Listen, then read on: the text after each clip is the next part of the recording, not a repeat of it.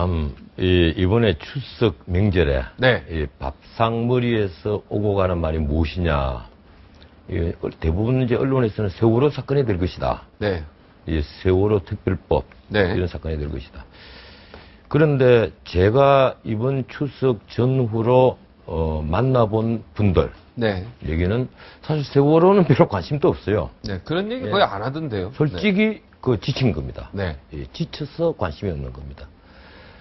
그리고 느닷없이 다음 대권 주자 누가 될 것 같아? 네. 당신 보기에 누가 될 것 같아? 이런 얘기를 참 많이 물어요. 근데 예? 이게 3년 전에 이런 얘기가 나오면 안 되지 않습니까? 그 말이 왜 지금 나오느냐? 네. 이 박근혜 정부에 대해서 벌써 지루함을 느낀다는 겁니다. 이게 박근혜 대통령이 잘못해서 그런 게 아니에요. 임기제, 그것도 단임제 대통령제의 비극입니다. 1년 반 쭉 넘어가니까 이미 지루함을 느낀단 말이에요. 이 대중들의 어떤 가벼움이라고도 볼 수 없는 이유가 이 임기는 정해져가 있고 이 기간에 우리가 뭐가 바뀔 것이냐, 별거 아닌 것 같다. 그래서 또 다음 주자를 또 기다리는 겁니다. 네. 백마를 타고 오는 왕자를 기다리는 거예요. 네. 뭔가 나에게 새로운 변화를 주고 내가 바뀔 수 있도록 만들어줄 새로운 지도자. 사실 박근혜 정부 지난 1년 반 이러면 뭐가 생각이 납니까? 국정원 댓글 때문에 1년 보내버렸죠. 그리고 올 최동욱 1년은 사건. 예, 그리고 올 1년은 말도 안 되는 최동욱 때문에. 사건을 가지고 국민이 예, 그렇죠. 왜 1년 동안 그걸 듣고 있어야 돼요? 예, 그리고 또 세월호 사건으로 다 보내버리는 거예요. 다 보냈지. 예. 이 야당이 시청 앞에 텐트를 치고 절대 대선 불복 아니다 이러면서 일부 국회의원들은 청와대에 가서 항의문을 전달을 했거든요.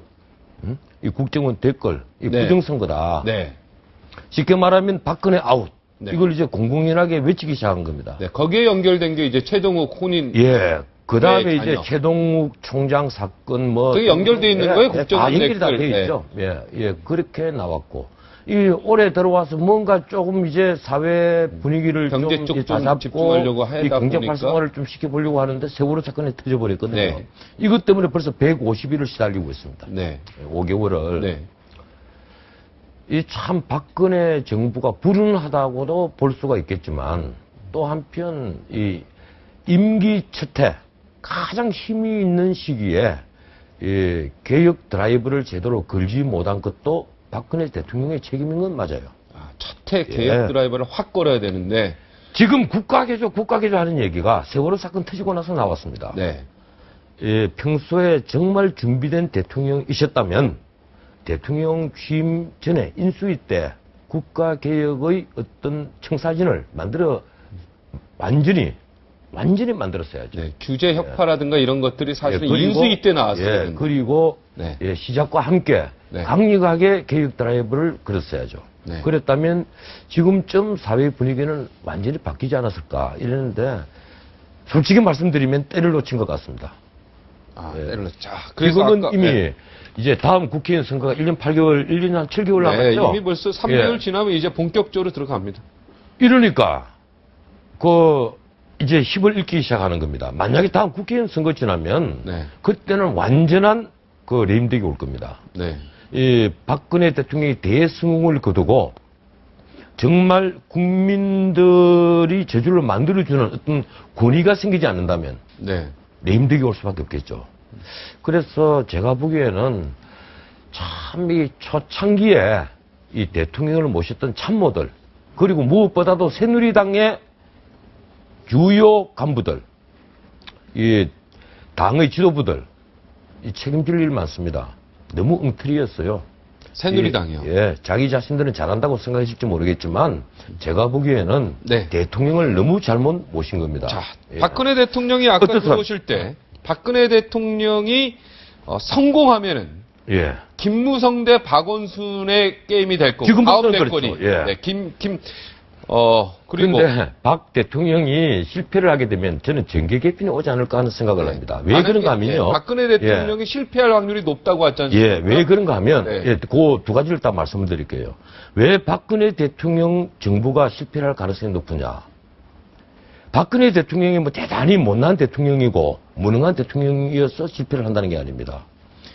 이미 우리나라가 이 보편적 복지 기조로 2007년부터 접어들면서 우리나라는 패망의 길을 좀 걷고 있어요. 아, 이미 패망의 길을. 우리나라는 예. 패망의 길을 걷고. 사람들은 그런 얘기를 했거든요. 특히 좌파들은. 네. 야, 이게 보편적 복지를 하면 이 대중의 그 가처분 소득이 늘어날 것이다. 국가에서 100% 주는 게 워낙 많으니까 가처분 소득이 늘어나면 소비도 늘어나고, 그리고 경제가 활성화될 것이다.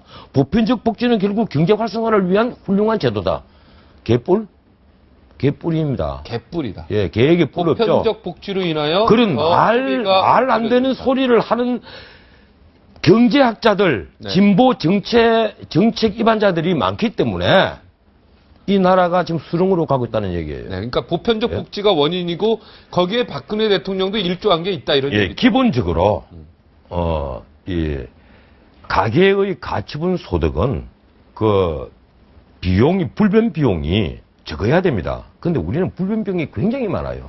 불변 비용이. 네. 그게 주거비, 의료비, 통신비, 그리고 사교육비입니다. 주거비는 지금 주택 거래가 제대로 되지 않으니까 주택 가격이 올라가리라고 생각하고 집을 산 사람들이 계속해서 그 은행 이자를 부담을 하고 이러니까 주거비가 더 늘어나는 거예요. 그리고 전세 대란이 오고 월세로 계속 전환이 되면서 월세도 계속 올라가고 이게 중산층들이 주거비가 끊임없이 증가를 해간단 말이에요. 그리고 사교육비가 엄청 큽니다. 그리고 사교육비가 이게 주거비가. 줄어들 방책이 전혀 없다. 무엇이라고 생각합니까? 저요? 저는 기부금 이박도 풀어줘야 되고. 아니요. 기본으로 돌아가면 돼요. 대학에게 자율권을 아니, 그게 아닙니다. 봅니다. 기본으로 돌아가면 돼요. 공교육을 살리면 사교육이 없어지는 겁니다. 네. 그럼 공교육을 어떻게 살려야 됩니까? 학교에서 교육이 제대로 이루어지도록 만들어줘야 되는데 학교에서 교육이 제대로 이루어지려면 듣는 학생들의 수준이 동일돼야 강의가 제대로 이루어지죠. 그러니까 강의 자율권을 스트레스. 줘야 되는 예. 거죠. 그래서 자율권 핵심이 학교에 자율권을 줘야 그래서 고교 평준화 운운한 것은 가장 하책인 것이 이제 드러났지 않습니까? 네, 그게 사회주의를 그리고도, 올리는 예. 원인 중에 하나가 고교 평준화다. 바로 그거예요. 예. 지금 우리가 인류고등학교 없애자. 실질적으로 인류고등학교 다 없어지지 않습니까? 네, 옛날에 있어요, 사실. 외국에 옛날에 다 경기, 서울, 경북 내가 나온 학교지만 부산, 경남, 경북고등학교 네. 인류고등학교도 싹 다 없어졌거든요. 강릉이고 있고요. 그러면 없어져야 되는데. 수도도 있고, 예. 예. 그러면 다 좋아져야 되는데 지금 외고를 비롯한 다시 165가 다시 특목고. 생겼어요. 예. 지금 당장 법원에 가보세요. 초임 판사들의 3분의 1 이상이 외고 출신이란 말이에요. 네. 이런 번연히 뻔한 사실을 눈앞에 두고도 그걸 자꾸 부정을 한단 말이에요. 그래도 고개 평준화가 좋다. 자꾸 부정을 하거든. 왜 부정을 해요? 현실이 그런데. 문제는 과거에 소위 인류고등학교는 집이 가난해도 진학을 할 수 있는 아주 좋은 제도였습니다. 시험 딱 보고 예, 자기가 열심히만 하면 되는데 시험만 보고 지금 외고 같은 특목고는 뭡니까? 스펙이 있어야 됩니다. 중학교 때부터 사교육을 통해서 스펙을 만들지 않으면 입학이 불가능하도록 되어 있는 거예요. 쉽게 말하면 돈을 가진 사람의 집안의 아이들만 외국에 입학을 진학할 할 수 수 있다. 있도록 되어 있다. 사실상. 이런 나쁜 제도를 우리가 언제까지 눈 감고 있어야 됩니까? 이래 놓고 나서 자꾸 사교육 시장, 이 큰 문제다, 큰 문제다. 사교육 시장 문제죠. 학교에서 강의를 도저히 못 알아들으니까. 공부 못하는 아이는 그 표준치 맞춘 선생의 강의에 못 따라간단 말이에요. 이러니까 학교에서 누워 자고 학교 마치면 학원으로 쫓아가고. 또 공부 잘하는 아이는 그걸 들으나 마나 하니까 다 아는 거니까. 또 그 시간에 누워 자고 학교를 마치면 더 하고. 나은 공부를 네. 하러 자, 학원에 간단 말이에요. 자, 이제 교육비 다음. 이러니까 의료비, 통신비, 또 통신비 얼마나 많이 통신비 증가를 이게 했어요. 너무 많죠. 이런 불변 비용이 자꾸 증대를 하니까 가처분 소득이 준단 말이에요. 네. 그러면 이 가처분 소득을 늘려줄 방법이 어떻게 해야 됩니까? 무조건 임금을 막 기업이 사정을 생각하지 않고 무조건 임금을 계속 올려줘야 됩니까? 그건 아니잖아요. 쉽게 말하면 불변 비용으로 들어가는 비용을 줄이는 것이 과연 보편적 복지냐? 그건 아니라는 거예요. 예? 자, 이제 오늘 사교육비를 네. 줄이는 방법, 그다음에 네, 의료비를 알겠습니다. 줄이는 방법, 주거비를 줄이는 네, 방법은 자, 다 너무 있습니다. 오래 갔습니다, 이 거기에 얘기는. 대해서 세밀한 정책이 필요하다 네, 이런 자, 얘기입니다. 자, 그래서 네. 잠깐만 이 결론을 자, 맺어야죠. 다크호스, 예. 박 대통령 지금 경제 이 사정대로 가면 국가채무이 계속 늘어납니다. 근데 회사가 망하면 내가 늘 하는 얘기입니다만 회사 망하는 회사 인수하는 사람은 누굽니까? 사기꾼이겠죠. 국가가 망한 걸 누가 인수를 하겠어요? 그건 독재자님이 인수 안 합니다.